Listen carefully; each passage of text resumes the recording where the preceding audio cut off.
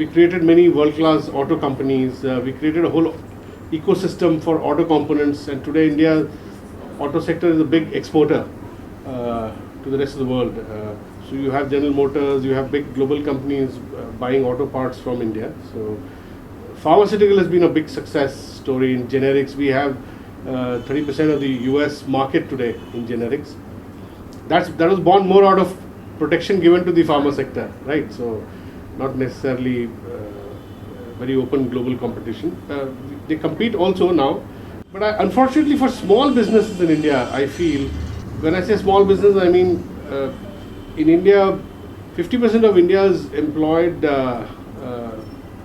labor force of roughly 480 million. 50% of that, close to 50% is self-employed, and many of them are self-employed entrepreneurs, hawkers, small service providers. Unfortunately for these people, control Raj and license Raj hasn't gone, and they come in various insidious ways, like police collecting hafta from small hawkers. So if you look at the kind of rent seeking that they suffer, from the state, it's massive.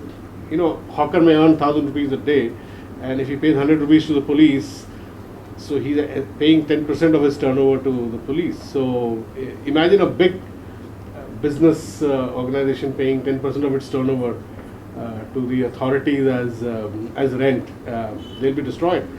So big business in India have prospered also because they pay political parties. There's a unholy nexus between political big parties and big corporates. So they manage to get around the regulatory framework. Even justified, valid regulatory